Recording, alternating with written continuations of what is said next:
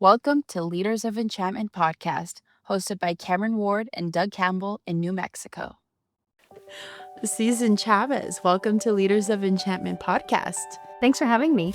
We kind of met about maybe 3 weeks ago through email, and then eventually met in person. Yeah. South by Southwest. What a great event. Yeah, was this your first time kind of going to a South? It was. Okay. It was. Very cool. Well, give a little introduction on what you do and what do you want to do for the next future? Absolutely. So I'm president and founder of WisePies Pizza Snacks and Sauces. We've been in business since 2017, manufacturing since 2019, and growing the lines along the way, starting with pizza, going into frozen snacks like pizza bites and calzones, and then going into pasta sauces, which were inspired by the sauces we were putting on our pizzas. But the ultimate inspiration of Wise Pies in general, wise being kind of tongue-in-cheek, tied to the type of food that we make. Okay. We only use natural ingredients. And this goes back to when I was my world of advertising, my degrees in communications. And so I was in advertising and marketing for the first half of my career. And there's often a lot of long hours. And I had kids at home that would call me at work and say, "Mom, we're starving." And not really starving. My favorite sentence when I was a kid. No, I'm just I know. They ate an hour ago and that they're starving. Can we make pizza bites? Freezer. And those were the purchases that I did begrudgingly at the grocery store, because you look at the ingredients and there's a ton of things that you don't know what they are. You can't announce them. Right. So when we started developing products for Wise Pies, for retail and food service, the goal was to recreate those America's favorite foods, basically pizza and snacks, in an all-natural way. And make it healthy. Can you make pizza healthy? So it's better for you, is how I like to put it. Okay. We're still using flour in our crust. There's still cheese. Do you have a gluten-free product? We do have a line developed, but we're not producing it right now. Okay. I think it's been really important for us to stay in this lane that we're in of the better for you, because start selling what you can and then kind of see if you could sell, right? Well, I think what we're seeing right now in our world is people are looking for better for you products, not necessarily allergen related product. You still have that group of people, but that market is pretty much taken by some large brands like Cauliflower, West, those types of. And so us staying in the lane of better for you and really focusing on the highest quality natural ingredients has been really key to our product development. Okay. There's 27 million families in the country today, based on a study that came out in February of this year, that are looking for better for you alternatives to what they're currently eating. And so what that means is, oh my goodness, our world is shifting. Right. Well, that's in a good way too. I wonder if I'm a huge fan of hot Cheetos, but because of so many recent articles and studies popping up for the red dye, I've completely backed off. It's bad for you. It's scary. It's so scary. And so we don't allow antibiotics in our cheese. We don't allow any artificial colorings. Okay. We don't allow preservatives. The preservative is the freezer. Okay. And we have a year shelf life just with the freezer. Okay. So after a year, gotta toss it out. Exactly. Okay. Well, that's good. Yeah. You don't want that. We don't want anything, I mean, even too, sometimes when I go into grocery stores, it's how old is this and why are they giving it to me? I don't know. Anywho. Yeah. But awesome. Well, thanks for a little introduction. To kind of start off, where are you from? Are you a New Mexican? Or how did you get here? Absolutely. So to answer your question, yes, I'm a New Mexican. I've lived here for 20 years. my daughter was born here. She's 18. So you can always gauge how long I've lived in New Mexico. But I was born and raised in Texas. I grew up in West Texas, which is not a whole lot different than living in New Mexico. The landscape. You're is very close to New Mexico. Exactly. Is this like a rural town or is it pretty Yeah, poppin'? there were like 100,000 people. So Okay. it was an oil and gas community is kind of how it came together. Okay. It So was- did you have a lot of family members who worked in the oil and gas? No, we moved there. My dad worked for Walmart growing up, Okay. and we moved there for a store director position for him. And we stayed there. And I think I started elementary school in second grade there and then graduated from high school and then did one semester at Angelo State University, which is West Texas ASU, Okay. and then transferred to the University of Texas at Austin. Okay. That's where I ultimately graduated. Very cool. So I feel like I have one foot in each state. I was born and raised in Texas, so I have a love of growing up in a state that was very friendly and welcoming, and then moving to New Mexico a little bit later in life, and absolutely loving the people here and the culture, and I've really. Do you see a big, like, maybe a difference in people? Because I feel like New Mexico, we're all very open, talkative, maybe, unless that's just me, but inviting? What would you say? I would say Growing that up they're in Texas. both very inviting. Okay. I think there are a lot of similarities between the two states, just in terms of the grit that most people have. There's a lot of farmers and ranchers in both states that work very, very hard for the livelihood that they. Especially when you get out of like Albuquerque, Santa Fe. Exactly. Yeah. Okay. In southern New Mexico, they're growing the best green chili in the world and red chili. Are you a green or red chili fan? More. Which one? I can't pick. No.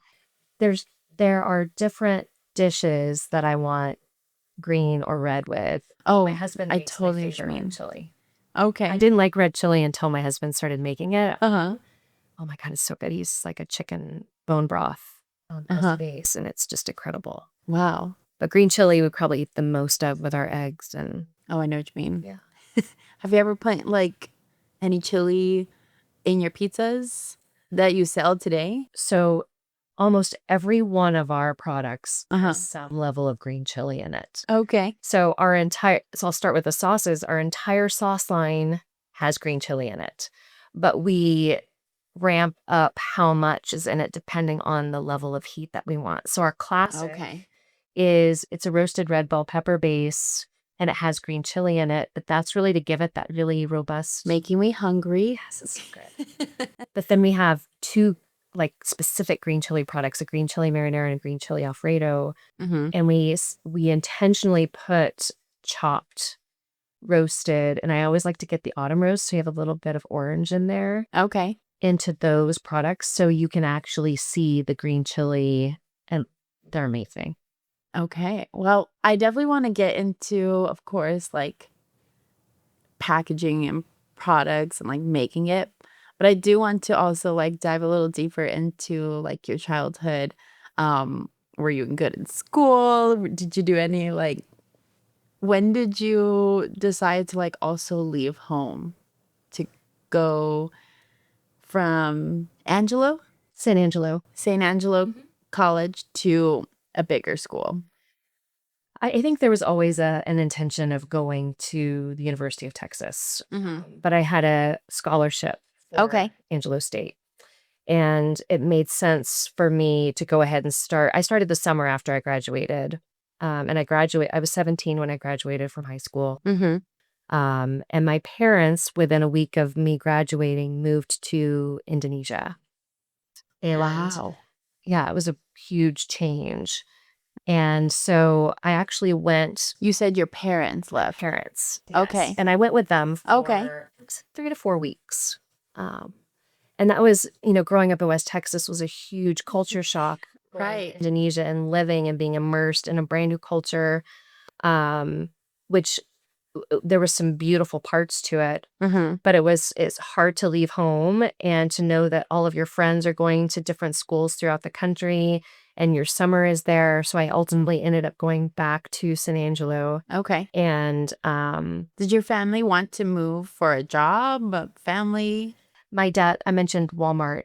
Mm-hmm. Walmart was purchasing retailers internationally, and they Okay. directors of operation to go out and watch what was happening, work with the teams that were hired there um, to make sure things were growing and developing the way that they need to. So he was ultimately a director Okay. operations for the Indonesian operations, and they were there for 4 years. Wow. It sounds like you were almost like involved in your dad's side of the business. I mean, I definitely got my work ethic from him. uh-huh. My mom was always there for us. She worked jobs kind of here and there growing up. Mm-hmm. And she was always there for us at home and, always made sure we were fed and clothed and, she's an amazing lady. But my dad was the one that, in the summer when my brother and I were bored, he bought a can of paint and a paintbrush and told us to go paint the fence. Okay. Right. A little Karate Kid moment. Yes, absolutely. And he was always the most encouraging too when it came to, being good in school. I was a straight A student. Was he a strict dad? He was like, gotta get these grades up. There were Sort of. high expectations Okay. for sure. I don't want to say that he was strict though, because he was one of those very, um, he wasn't quiet, but his presence commanded respect. Okay. And so he wasn't the dad that would ever raise his voice. Not that he ever had to with me. I was Compared to your brother? my brother had some challenges. Okay. He's my older brother. Uh-huh. But he also, my brother battled a very rare form of cancer when he Okay. was 10 and I was 7. Wow. He's 3 years older than me. We found out that he had Burkitt's lymphoma, which is a non-Hodgkin's disease, Mm-hmm. and it created a tumor in his Oh my in his goodness. abdomen that was rapidly growing. Wow. That's And scary, especially at 10. yes, And you're 7 and you're like, what does this mean? very scary. So I think part of my story Mm-hmm. started with, my brother was sick and my dad was working and my mom was spending a lot of time with my brother Mm-hmm. so he was usually at Children's Medical Center in Dallas. Okay. And at the time we were living in Denton, this was actually, we were transitioning from Denton, which is just north of Dallas, to San Okay. Angelo. So I spent a lot of time with my grandmother. She'd come out and stay with me and get me to school and all of those things. So Wow. I think that's where my story of independence kind of started. Okay. That was just a challenging time. And then Did you do a lot of traveling too? no, No. they wanted me, I did miss some school, but they wanted me to be at home as much as I could be, Uh-huh. to make sure that, my life was as normal as possible, even though I don't know how you can even have a normal life at that point when you have, Right. and it was about a 3-year Uh-huh. journey. Oh, wow. Yeah. Were your parents completely open with how it was? So you were able to fully understand Yeah. at 7? At 7. Okay. Well, as much as I could understand it. Right. I mean, when they found out what he had, they life flighted him to Children's Medical. Mm-hmm. And he had a 30% chance of making it through that next 24 hours because the cancer was growing so rapidly. And at the time, from what I understand, there were only 13 known cases of this type of In Texas cancer or just everywhere? in the world. Wow. So they weren't even sure how to treat it. So thankfully, the team at Children's Medical, there were some procedures and some treatments that my brother was able to go through. The challenge with that, though, Mm-hmm. is those types of medical treatments can often change your personality and change your thought processes, especially at such a young age. Right. And then him going through middle school and high school with this disease and having to, normalize his life I'm if, losing his hair. as if high school wasn't hard enough. Exactly. they would give him a hard time about wearing a hat, but he had no hair. And so he wanted to have some sort of normalcy. Uh-huh. So there were challenges even with the schools and, Wow. let's be forgiving and get In some Texas. grace. This was in Texas. Yeah. Okay. But this was in the 80s. Okay. So, I think a lot has changed since then. But Mm-hmm. anyway, so Right. so my brother had some challenges growing up, and but he's amazing. He's an Mm-hmm. amazing young man. He was at South by Southwest. He got to come to the fashion show. Oh, really? Yeah. Okay. So He he's just still turned here. 50 this last year. Okay, that's awesome. Yeah. So he's brilliant. He's an artist. He's a Mhm. musician. Were you by chance ever involved in like DECA?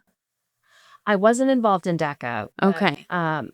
In my high school career was more focused on things like student council. Okay. I was also very active, and so I was on the drill team in high school. And then I had about 18 years in ballet. Wow. So Is I that how started- you got your scholarship? No, the scholarship was academic. Okay. Yeah, I was the high school I graduated from, there were, I want to say, 750 of us. So it's a huge high school. Okay. I was gonna say that's kind of small. Do you think it's small? Like in the graduating class? Oh, graduating class. Yeah, that was the Okay, I was graduating thinking class. like the whole school. Yeah, that was just the No, that's that was just the humongous. that senior class. Yeah, I And I believe was like in like the top 3%, something. I think it was like wow. 52 or 53 or something. That's so cool. I think like the biggest school we have here is like Cleveland or Rio Rancho, Oh yeah. Yeah. and their classes, I could be wrong, are like maybe 1,000. Oh, yeah, that's big. Right? Yeah. Like imagine that. You have You people don't in your class that you don't even know. right. Yeah. Are they in my grade? Do they even go here? Like, yeah, that's pretty strange. Okay. Well, that's cool. So you had good grades, super active in like student council. I was in student council for I think like 3 of my years in high school, Okay. but that's cool. Yeah. Okay, so you got the scholarship, excuse me, and you eventually transferred to the University of Texas, which is that in Austin? It is. It's in Okay, Austin. so you're familiar with the area.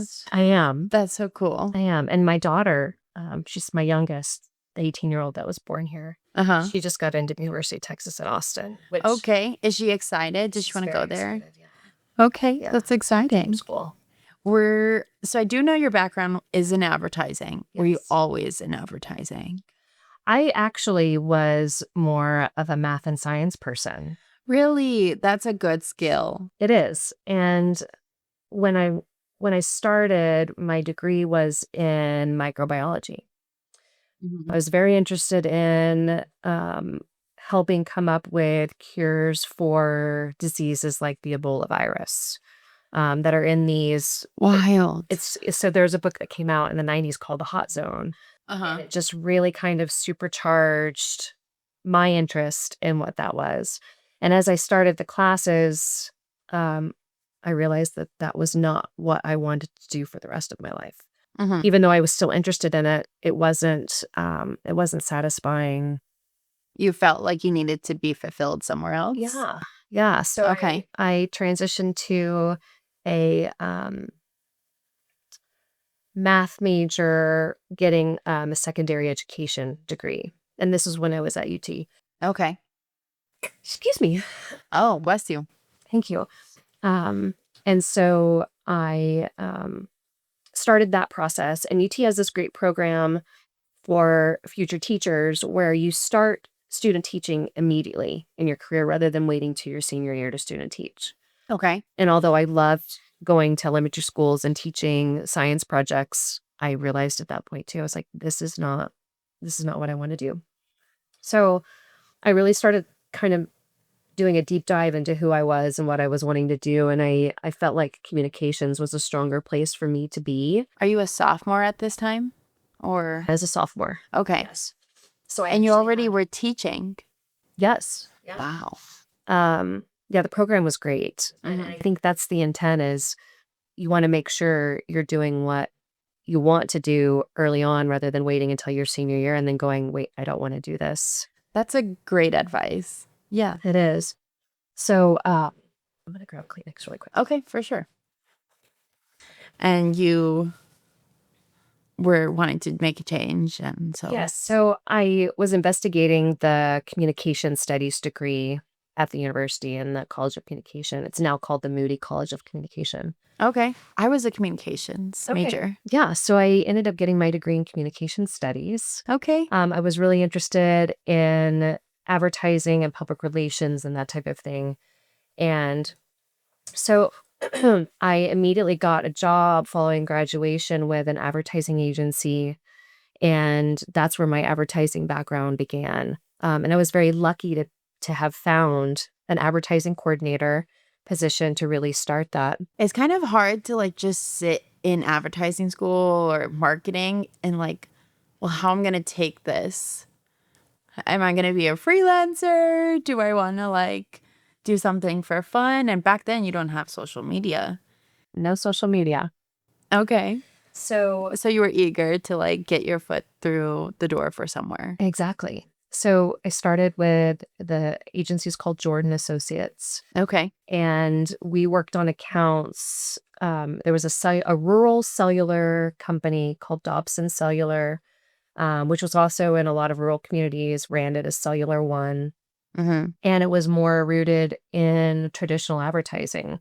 So we did a ton of outdoor advertising with billboards in those communities. Okay.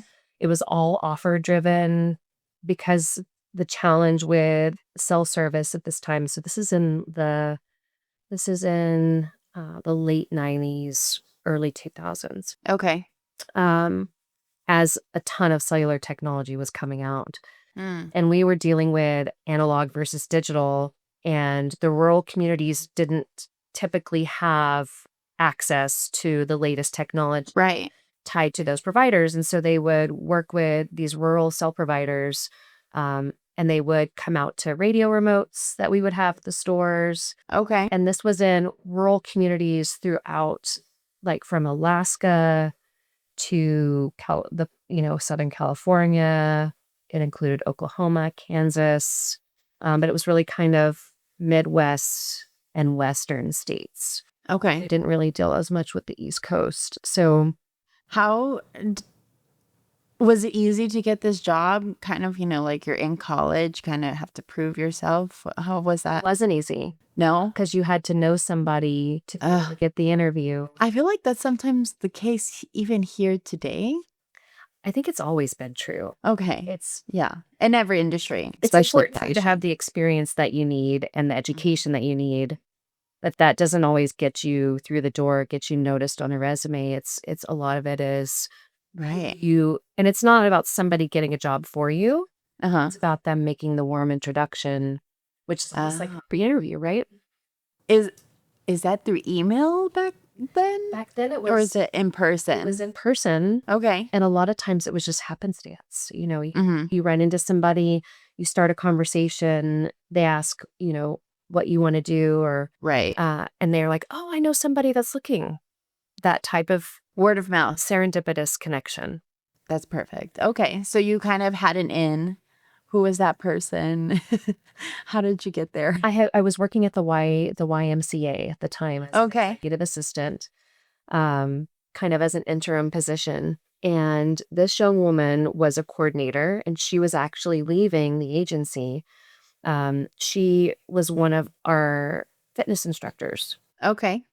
And just in talking with her one afternoon while we were there, she mentioned it and she connected us. I think it was via email because texting wasn't a big thing then. Right. Yeah. On those little phones, you're like the tiny little Nokia phones. Yeah. And they called me in for an interview. I think I had 2 or 3 interviews.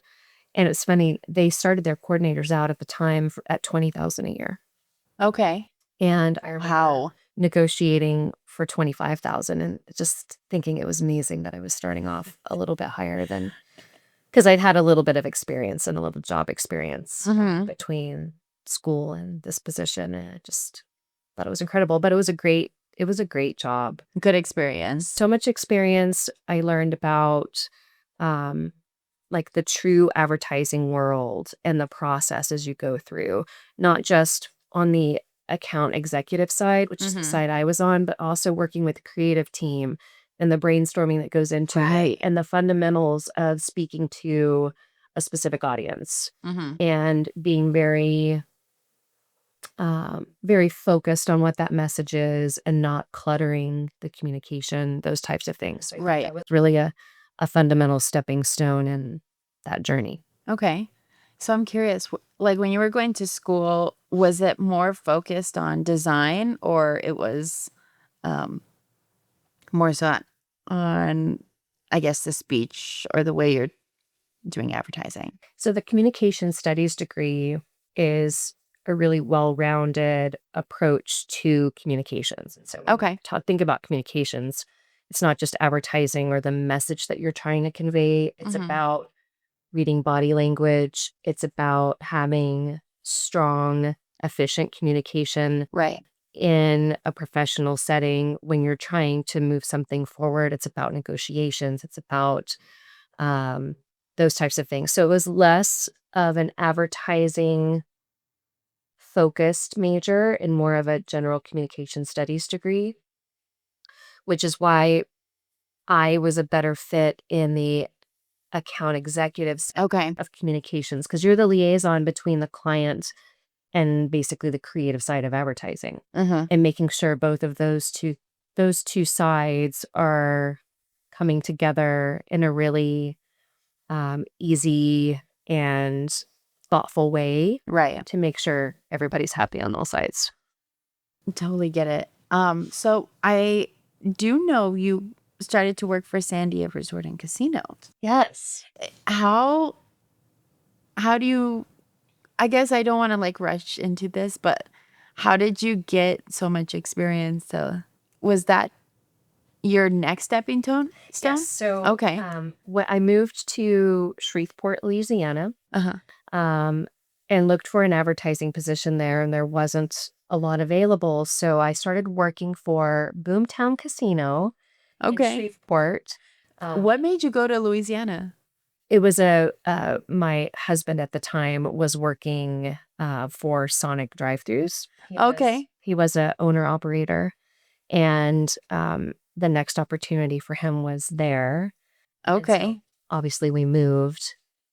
Louisiana is great. Was it nice? It was better. What did you get the experience of Louisiana? Shreveport was great. You know, we had at that time I had both my boys. Eston was starting kindergarten, and we lived in Bossier City, which is close to Shreveport. And they had an elementary school there that was a blue ribbon winner. The education was great. So he started kindergarten there and was very happy. And then Abram was 2 or 3, and we found a cute little Montessori preschool for him to go to. But what was great about that position, I was their advertising manager.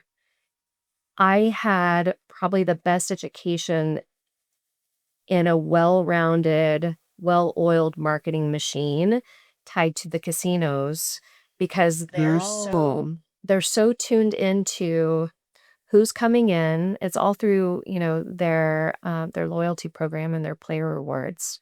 So it's who's coming in, how are they playing, how are we, encouraging more trips. It's player development, looking at their biggest players. It's database marketing. It's the advertising side of it and the promotions, and how all of those things pool together, and you can evaluate your return on, we call it return on spend at the time, to make sure the program is doing what we need it to do to drive incremental revenue. Like the back end of a casino. Yeah. So it's, casinos are there to make money. Is this a native casino?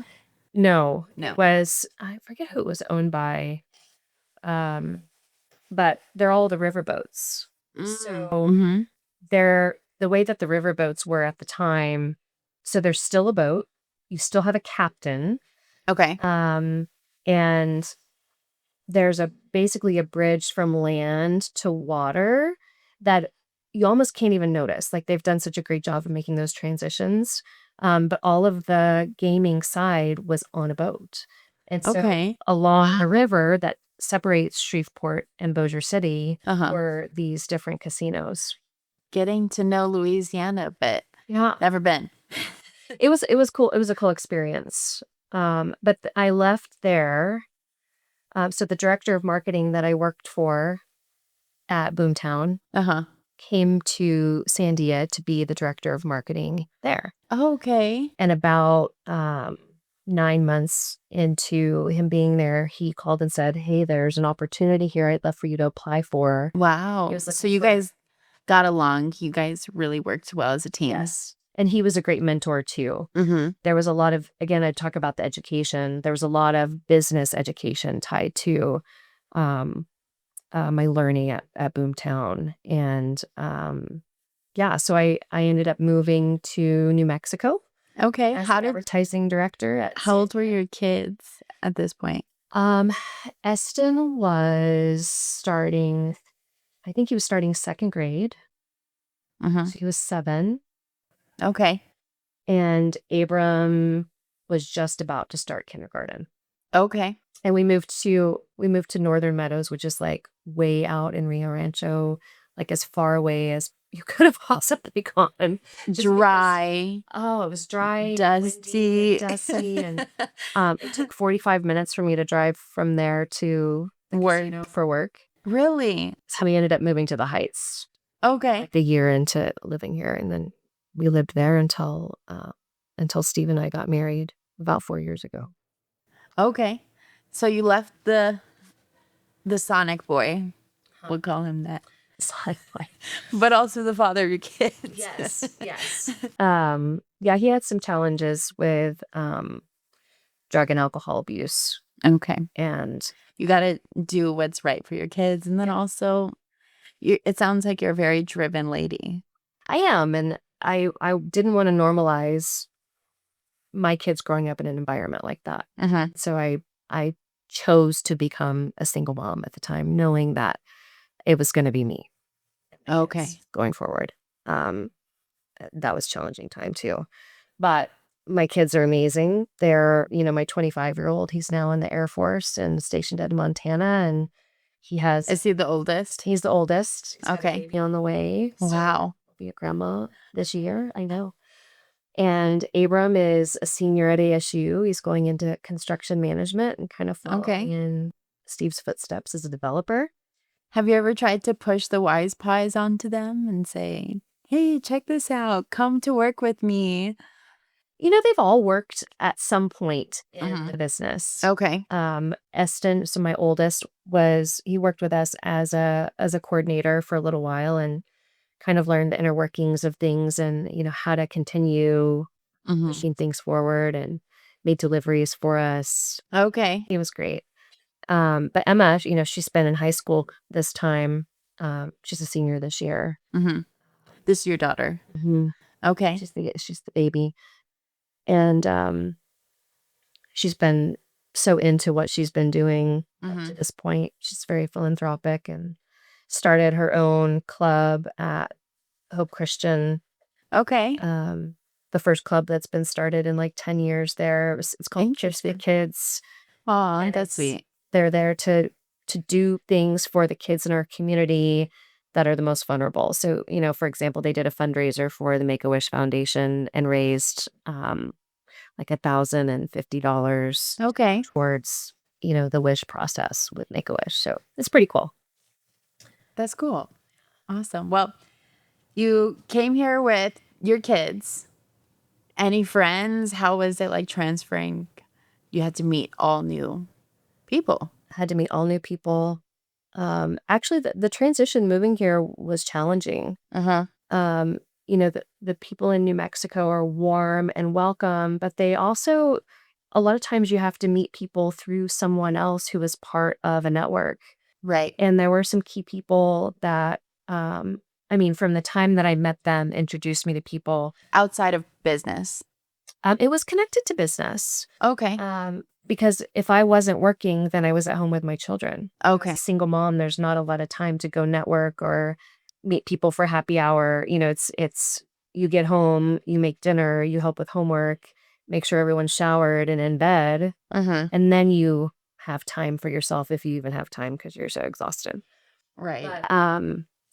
Through work, I met people like Laryl Lynch, Okay. who owns Albuquerque the magazine. There we go. I know he's the He's the publisher. publisher. There we go. Yeah. An amazing guy, so warm and charming and welcoming. And he would introduce anyone. Was he already the publisher back then? He was. Okay. Yeah.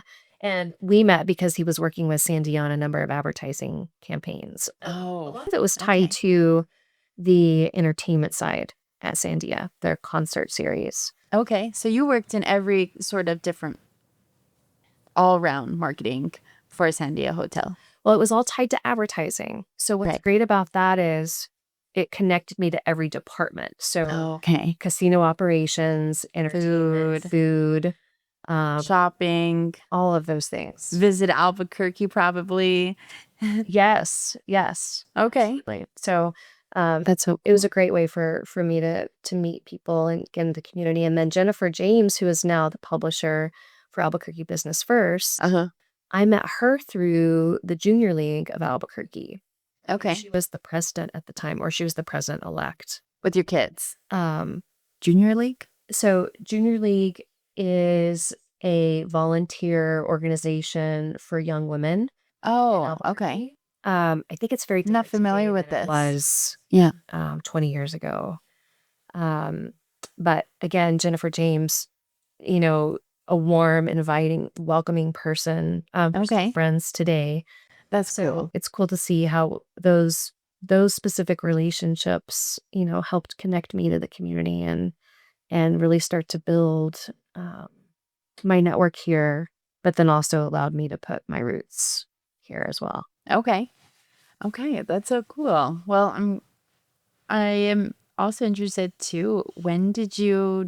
How long did you work for Sandia, and did you immediately, was your next job per se WisePies? It wasn't. So I worked at Sandia for about 3 years. Okay. And I left to work for Reels Channel. So Reels Channel moved here from LA in, I want to say 2000. You said Wells Channels? Reels Channel, or EELZ. Okay. It's a national cable network that's all about movies. Oh, okay. And is that still a thing today? It is still a thing. It's channel, I think it's like $2.99. Okay. DirecTV or something like that. I'm remembering a promo that we did while we were there. It was specifically about telling people how to find Reels Channel. Okay. But it was when all the tax incentives went into place. I believe Governor Martinez was in office, and they were really trying to drive production in New Mexico, movie and film. Right. And Reels Channel recognized the opportunity, and the owner, Stan Hubbard, transitioned from LA to New Mexico. And they actually had one of the full buildings out at Albuquerque Studios, which is at Mesa del Sol, which is now Netflix's. Oh, okay. It makes sense now. Yeah. So, and they're still here in Albuquerque. I think the operation is very different than it was at that point because they did a lot of their own content. Okay. And now I think it's more tied to movies that they're buying that can drive viewership, that can support their advertising program. Okay. In fact, I think they're doing something with Bernalillo County, like a cops show. Have you heard about that? It's here in Albuquerque. Really? That's one of their... is this not reality? It's actors, right? It's reality. It's like they have camera crews that follow Bernalillo County sheriffs around. No way. And they have a show on Reels Channel. Okay. I'm going to have to check this out. I definitely can catch it on YouTube a lot of times where it's like, in New Mexico, a drunk driver or something, and And they'll film like them pulling them over. And Yes, but it's all from like the camera that they have on them already. So it's not like you can't see like. oh, you can't see what's happening with them. Right. Actually, right. Mhm. So they actually have a camera crew, I think, that goes with them. Wow. Of course they come to Albuquerque. That's good. I don't know if that's going to be good or I bad. think that's the controversy with it is, do we want to highlight the challenges that we have in Albuquerque? I mean, those challenges exist in any city. Right. Yeah. Okay. Well, that's cool. Good to know. We're going to have to look that up. So anyway, I left Reels Channel and I started my own agency, which is how I met my now husband. Okay. I just worked with companies that needed support almost in like a boutique style and would work on a retainer. And so he had some other companies at the time that I worked with him on.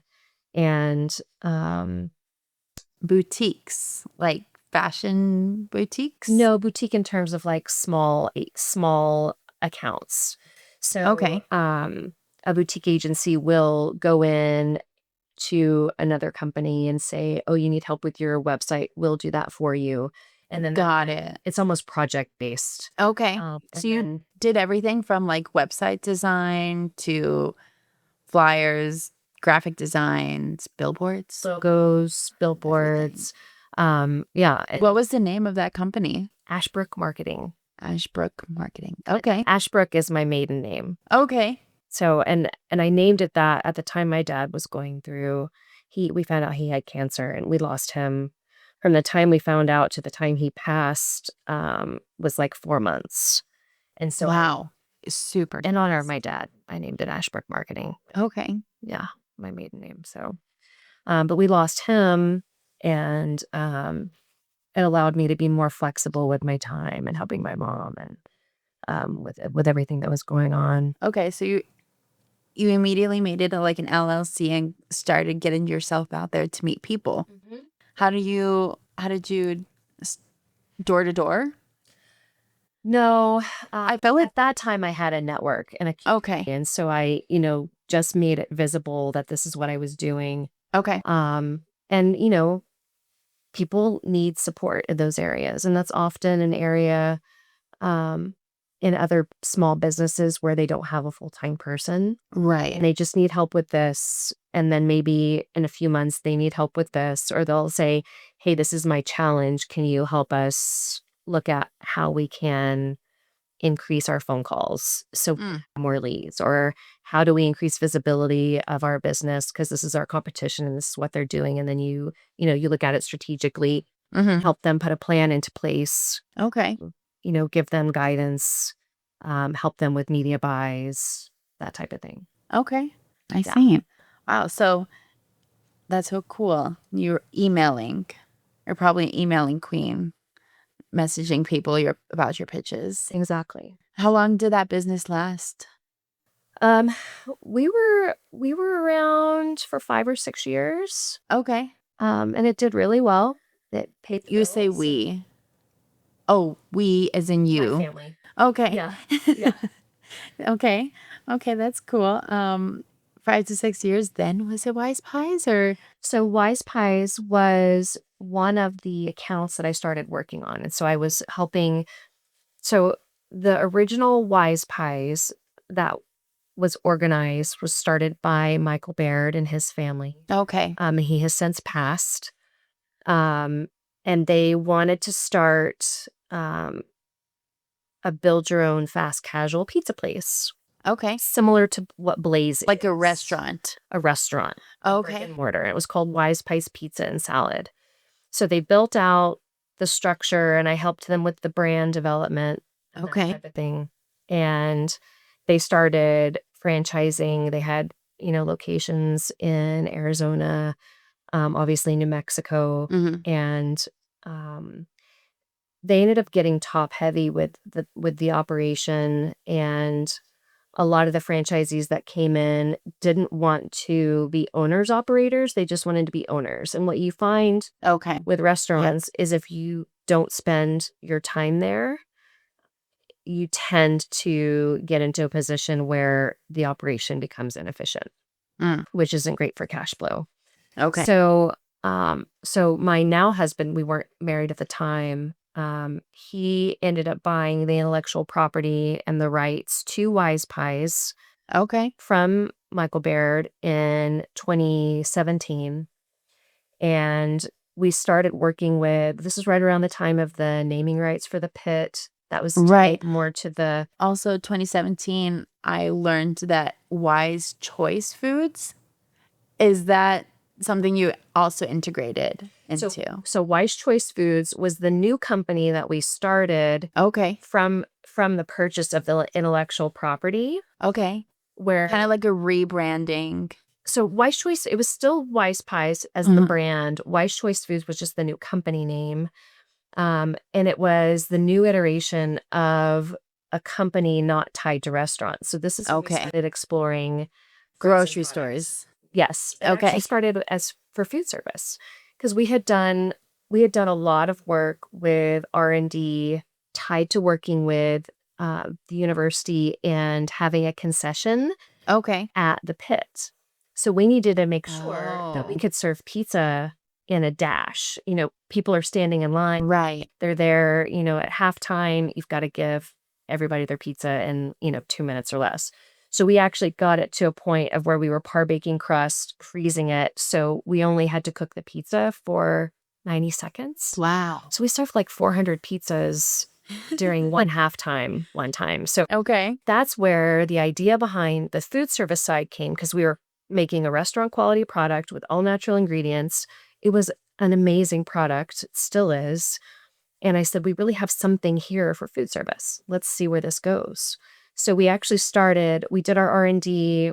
We spent about 18 months between 2017 and 2019 finding the right partners, the right formulas, the ingredients, packaging, those types of things, and went into production in 2019 for food service. Okay. So your initial thought for Wise Pies was to make it for the pit or just to make it as fast for So that's how we Potential. got into the R&D tied to, R&D? so research and development, Okay. tied to how can we maintain the quality of product. Uh-huh. And again, this is where I'm thinking, let's do this in a natural way, only the highest quality ingredients. Right. And when we were able to achieve our goal, that's when the idea was, oh, we can do this even bigger. We can take a product made in New Mexico and expand nationwide. Right. So starting with food service in 2019, we all know what happened early 2020. Oh, my Everything goodness. shut down. A So we perfect time. It was like right? Would you say Food no? service shut down. So we started all of our business in food service, Right. started ramping up. Okay, and I'm it literally thinking goes food away service. overnight. Oh, okay. I'm So thinking food service is like restaurants. restaurants and Okay. schools and I was entertainment thinking facilities. more like you're in the grocery stores already. So March, all revenue stopped, like literally overnight. Oh my goodness. Screeching halt. We've got product that we've made. As soon as you make that product, it starts aging, right? How much was that? Oh my gosh. Gosh, I don't even remember. Not money wise, but like Yeah. pizza wise, how many pieces? Wow. It was a lot. And we had started reaching out to retailers previous to that, but a retail cycle tied to a retailer is usually 18 to 24 months from the first conversation to being on the shelf. So it's a very long cycle. Mm-hmm. But we were very lucky and very fortunate because Kroger picked us up into 500 locations right away. Wow. Whole Foods picked us up, Costco, Albertsons. I gotta ask, do you have to create like the Shark Tank pitch to Kroger or a written proposal? What does this All look the like? things. Everything. You have to have prototypes, packaging, your deck, what makes you different, what will drive more traffic to the retailer. Is this like through Kroger's website? You could just like apply or you have to know someone? You have to have a foot in the door. Oh my God, just another little thing, right? So it's literally, it's the same thing. It's you have to have the tenacity behind making phone calls and asking people, hey, do you know anyone here? And there was kind of this chain of events that led to a broker that worked with Shamrock. So this is through our Shamrock contacts, worked with Shamrock, was also tied to Kroger. Okay. And I mean, remember, I'm not from a manufacturing background or I was gonna say, is this connected with your dad, maybe?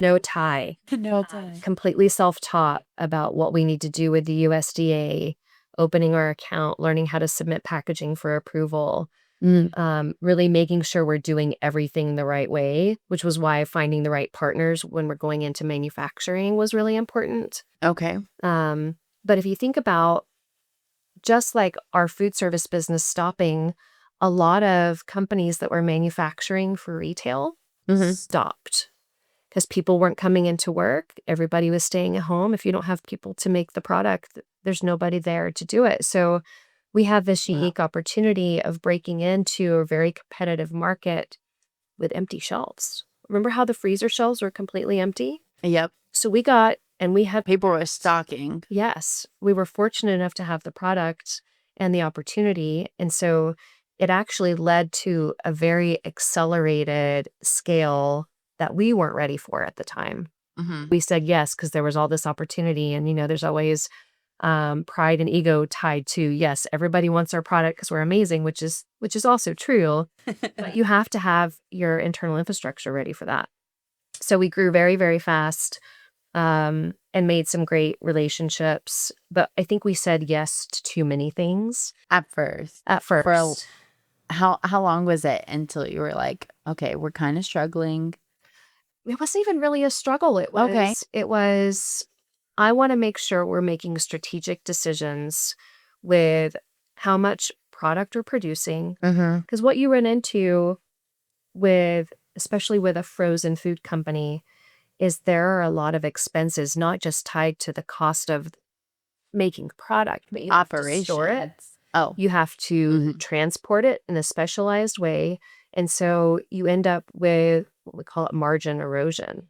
So you Okay. start off with this margin that's here, but every month that goes by that you're having to hold product or move it somewhere else, your margin just continuously is eroding. I see. So in 2023 and 2024, we really made the effort to become more efficient with production, Okay. with looking at our forecasting tied to the demand, making sure we were only making product that we would move, in 2 to 3 months at the most. Okay. So we're not having all of the margin erosion or those types of things, finding the right manufacturers that worked with us on pricing without us cutting corners. Like we didn't reduce what you found Uh-huh. after, especially during um, the inflationary challenges that came up in 2023 and 24, where cost of ingredients were going through the roof. Yep.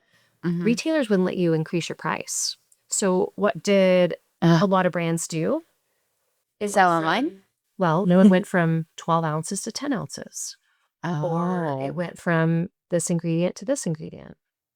Interesting. A different perspective. As consumers, they don't realize what's happening, but these companies, they're not there to give away product. And if a retailer won't allow you to increase your price, you Uh-huh. have to do something to maintain the margin so your company remains profitable. So on the business side, you've got to do what you've got to do to make sure you can still, pay the people that work for you Mhm. and maintain their jobs rather than laying Right. people off. So that's the choice right there.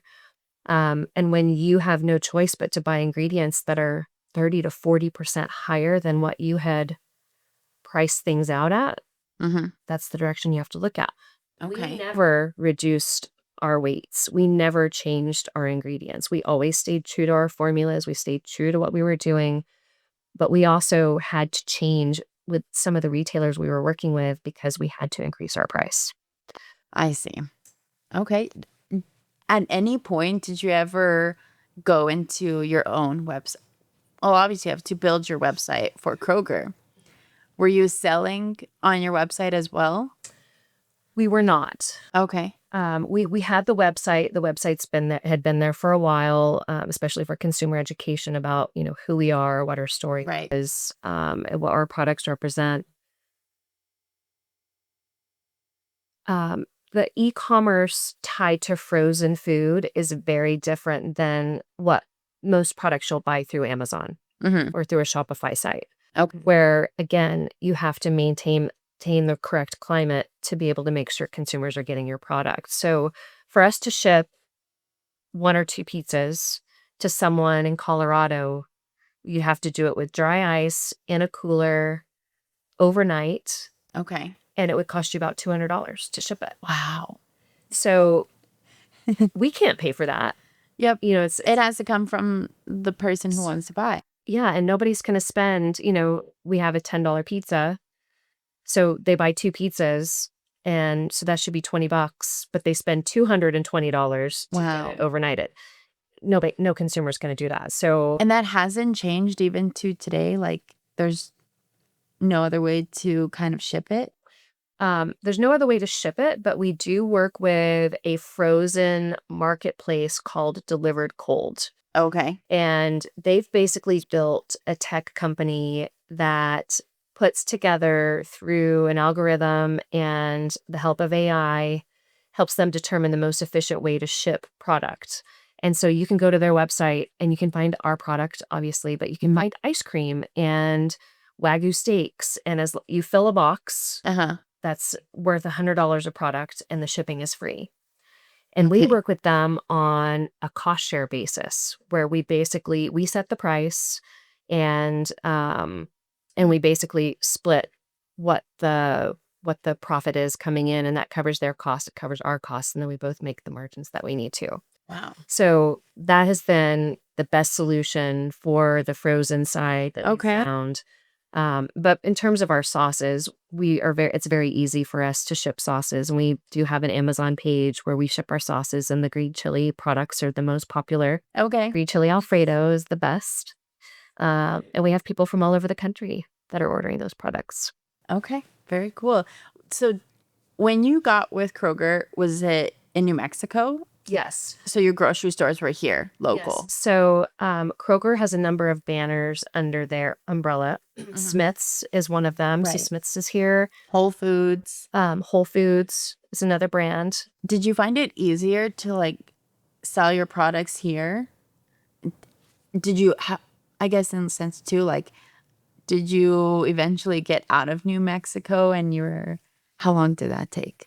We did. It was in that first iteration. Okay. It was basically a Southwest launch. So it was New Mexico, Colorado, and Arizona. Okay. Because there was more familiarity with green chili. It's one of our unique characteristics. And still today, we only use certified Hatch green chili. We carry the Hatch certification and the New Mexico certification on our packaging. But we have a green chili pepperoni pizza.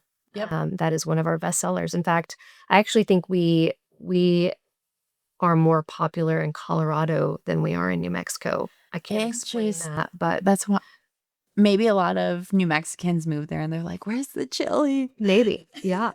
Yeah. And they know it's the best. Okay. Very cool. Well, you did leave Wise Pies in I'm sorry, not the pit. The pit. You left the pit. Yes. In so there was 2014. There was a new company that came in. Who was it? Dreamstyle. Dreamstyle came in and said, hey, we want to take the naming rights. Mm-hmm. And then UNM came to us and gave us first right of refusal to continue our deal. And we said, you know what? Let Dreamstyle do that. We want to focus on these other things. Because again, there was that transition that was happening from brick and mortar into frozen. Okay.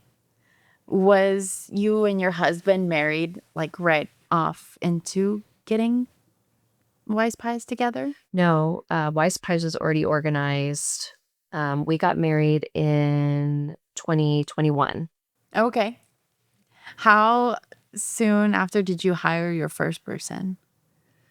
I mean, how long did you? We had a team of 5 for the most part. Okay. I had a director of operations. I had a marketing manager. Our CFO has been with us. And then some coordinator positions to help with deliveries and getting, Okay. booths and stuff set up. Mm-hmm. And today we still maintain a similar team size. 5 people. Mhm. Wow. And but we have a lot of support that we contract out with Mm-hmm. rather than bringing them full time. Okay. So I have a director of development. I still have our CFO. We have an operations team. We have Were there more of like field contractors marketing. part-time? Yes, Okay. time and we have some fractional support as well. Okay. Yeah. Wow. Well, is going great so far, would you say so? Yes. Yeah. I think we're at a point where, like I mentioned before, it's really important for you to be strategic when you're building a company, especially in CPG, Uh-huh. where you are CPG. so consumer packaged goods. Okay. So we're frozen CPG, and you're making sure you're saying yes to the right business Uh-huh. and seeing that through and taking care of your core customer group, ensuring that your velocity is where it needs to be. So velocity is, once you get on the shelf at a Mhm. grocery store, that's really the easy part. The hard part is making sure the consumer is seeing it and that they're buying it and they're taking it home and they're loving it. So that's the part where you have less control over. Right. So, working with your retail partners to make sure you're utilizing their in-store marketing programs, which are the most effective Okay. to get the eyeballs, because you want people who are already on the aisle, already looking for something along those lines. That they've seen. How do you stand out, right? Mhm. And um, it's less tied to a radio ad that they heard or a TV ad they saw or a billboard on the highway. So is that like coupons?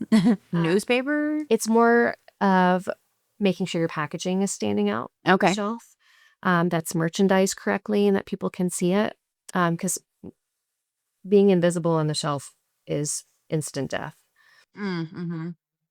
It's also doing special discounts. We call them TPRs, temporary price reductions, which helps drive trial with new customers. Because what's true about our products is once people have tried it, they love it and they look for it. Okay. So if we can get our product into the basket, we know they're going to come back and repurchase. And if that means we do $1 off or we work with the retailer through their loyalty program and have, a digital coupon, which you Okay. hear more and more about, that is where we're able to start building that loyalty tied to the brand. And that's probably the most efficient and the best way for us to stand out from what's happening on the shelf. Do you believe it's necessary to have social media for a food product? Like 100%. Instagram, Yes. Facebook?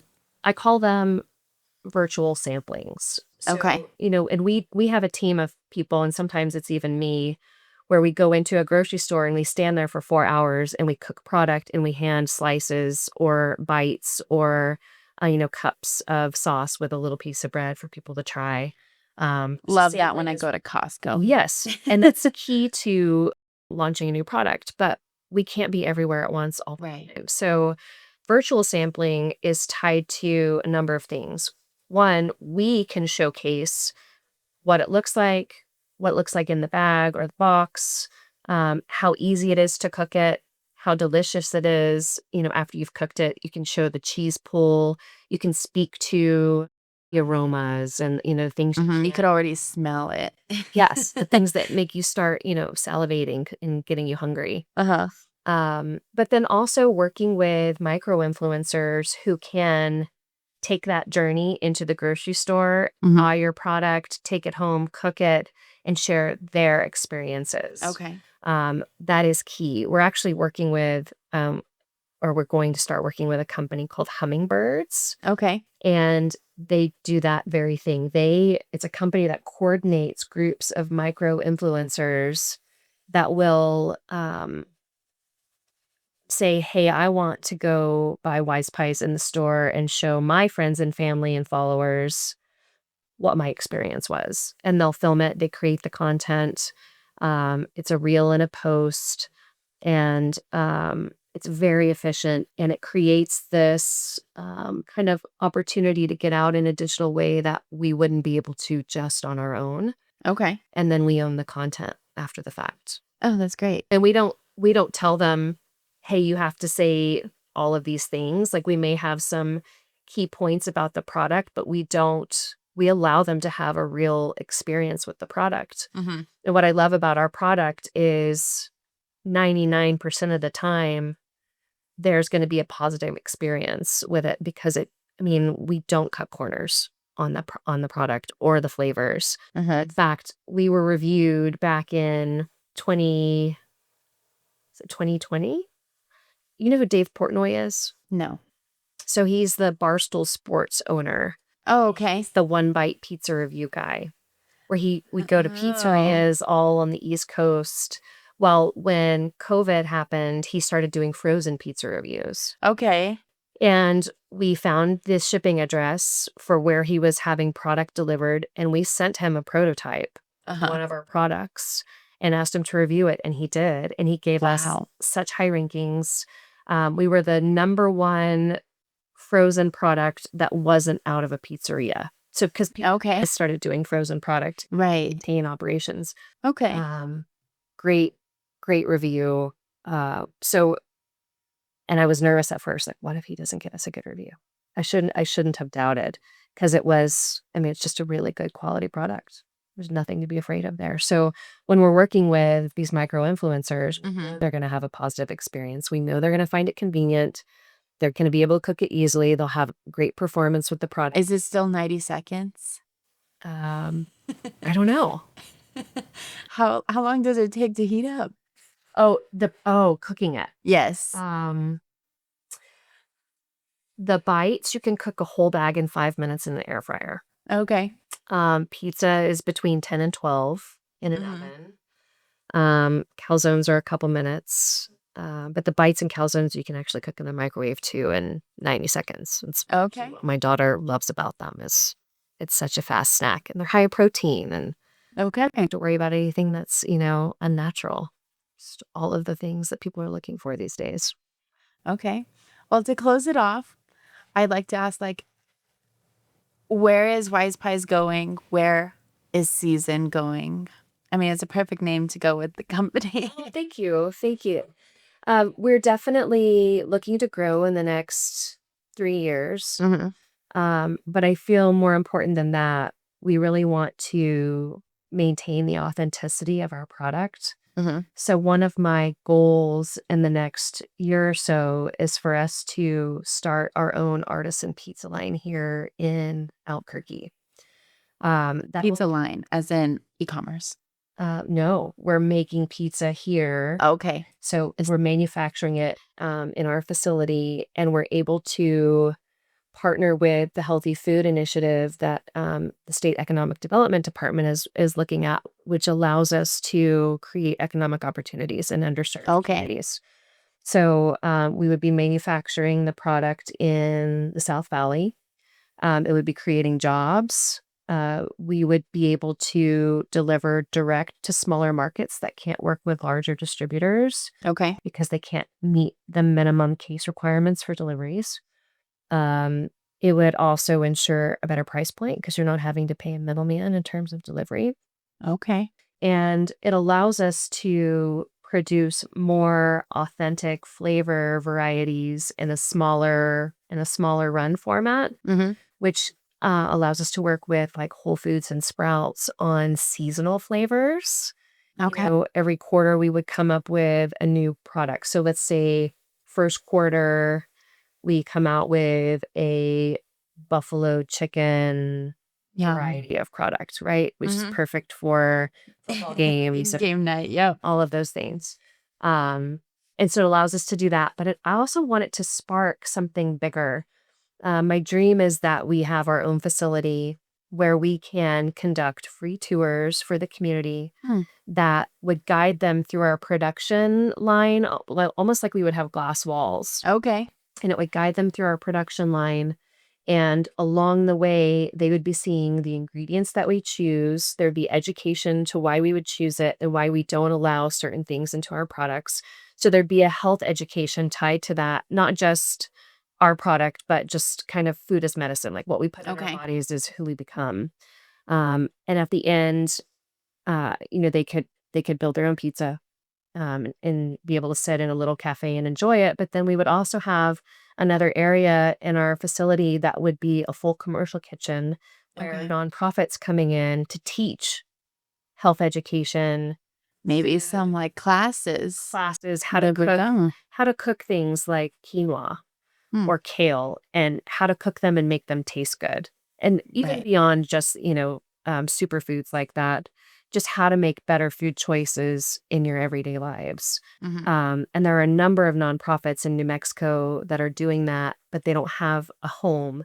So this would serve as a community forum, even Okay. for elementary schools that are coming in and doing tours where they're learning about how to make better choices. And when you start with youngsters and teaching them how they can feel better in their Hmm. own bodies just by what they're eating and giving them access to that food, Right. I think it's incredibly important for us to, change some of the challenges in kind of public health that we have today. So Okay. that's my ultimate vision for us to do something really cool like that in the community, and hopefully we can work with um, our state economic development team and Well, keep make sharing that the happen. journey on social media. I mean, Absolutely. people will be able to follow along the journey, and that'll be exciting. Yeah. Yep. I love that. Awesome. Well, thank you so much, Susan, for coming on Leaders of Enchantment. Thank you for having me. And then maybe even soon we'll see each other at another event. Absolutely.